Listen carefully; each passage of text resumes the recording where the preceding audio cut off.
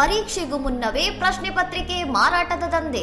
Instagram ಕಿಲಾಡಿಗಳ ಸೋಗಿಗೆ ಬಲಿಯಾಗಬೇಡಿ ವಿದ್ಯಾರ್ಥಿಗಳೇ. February 28ರಿಂದ ದ್ವಿತೀಯ PUC ಪರೀಕ್ಷೆ ಆರಂಭವಾಗಲಿರುವ ಬೆನ್ನಲ್ಲೇ ಸಾಮಾಜಿಕ ಜಾಲತಾಣಗಳಲ್ಲಿ ಪ್ರಶ್ನೆ ಪತ್ರಿಕೆ ನೀಡುವುದಾಗಿ ಕಿಡಿಗೇಡಿಗಳು ಪೋಸ್ಟ್ ಹಾಕಿದ್ದಾರೆ. ಡೆಲ್ಟಾ ಕನ್ನಡಿಗ ಎಂಬ ಇನ್ಸ್ಟಾಗ್ರಾಂ ಖಾತೆಯಲ್ಲಿ 100 ರೂಪಾಯಿಗೆ ಪ್ರಶ್ನೆ ಪತ್ರಿಕೆ ನೀಡುವುದಾಗಿ ಮತ್ತು ಏಜೆಂಟ್ ಆಗಿ ಕೆಲಸ ಮಾಡುವುದಾಗಿ ಬಹಿರಂಗವಾಗಿ ಆಮಿಷವೊಡ್ಡಲಾಗಿದೆ.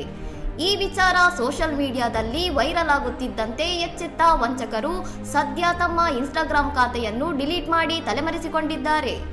ಪರೀಕ್ಷೆಯ ಆತಂಕದಲ್ಲಿರುವ ವಿದ್ಯಾರ್ಥಿಗಳು ಮತ್ತು ಪೋಷಕರನ್ನು ಗುರಿಯಾಗಿಸಿ ಹಣ ದೋಚುವ ಈ ಜಾಲದ ಬಗ್ಗೆ ಸೈಬರ್ ಪೊಲೀಸ್ ಹಾಗೂ ಶಿಕ್ಷಣ ಇಲಾಖೆ ಕಟ್ಟುನಿಟ್ಟಿನ ನಿಗಾ ವಹಿಸಬೇಕಾಗಿದೆ. ಪ್ರಶ್ನೆ ಪತ್ರಿಕೆ ಸೋರಿಕೆ ಎಂಬುದು ಸುಳ್ಳು ಸುದ್ದಿಯಾಗಿದ್ದು, ವಿದ್ಯಾರ್ಥಿಗಳು ಇಂತಹ ವಂಚಕರ ಮಾತು ನಂಬಿ ಹಣ ಕಳೆದುಕೊಳ್ಳಬಾರದು ಮತ್ತು ಓದಿನ ಕಡೆ ಗಮನ ಹರಿಸಬೇಕು ಎಂದು ಎಚ್ಚರಿಸಲಾಗಿದೆ. ಇನ್ನಷ್ಟು ಸುದ್ದಿಗಳಿಗಾಗಿ ನೋಡ್ತಾ ಇರಿ ಸೌರಂ ಟಿವಿ.